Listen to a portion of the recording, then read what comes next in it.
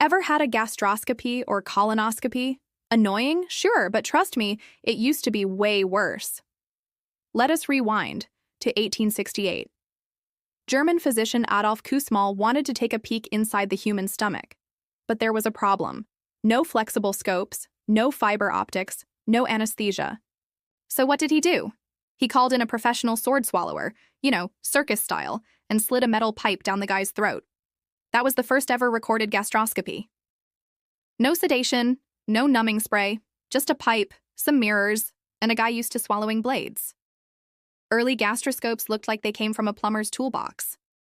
They used mirrors and even external light sources, like candles, or worse, heated platinum wires. Yeah, they were literally heating the end of the scope to see inside the body. Several patients ended up with burned esophagus. Now let's slide down to the other end. A colonoscopy checks your large intestine for things like polyps, inflammation, or signs of cancer. Today it's done with a sleek camera and real-time video feed.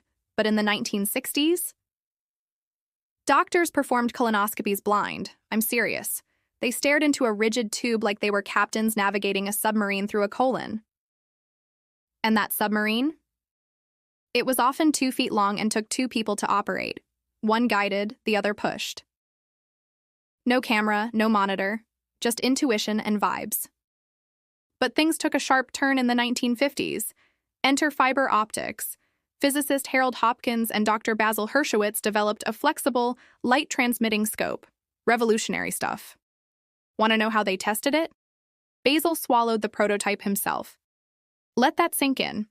You invent a snake-like camera and then you personally feed it into your own throat. That's commitment. By the 1970s, flexible endoscopes became the norm. They were safer, more accurate, and way less traumatizing, though still not anyone's idea of fun. But wait, it gets even cooler. Today, there's a thing called capsule endoscopy. You literally swallow a camera the size of a vitamin. It travels through your entire digestive tract, snapping over 50,000 pictures. Sounds like sci-fi?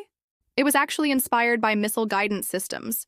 Yep, military tech repurposed to find ulcers instead of enemies. So the next time you're grumbling about colonoscopy prep or gagging during a gastroscopy, just remember, at least no one is pointing a flaming tube at your uvula or flying blind through your bowels. If this blew your mind, or at least your intestines, hit that like button. Subscribe for more weird and wonderful medical history.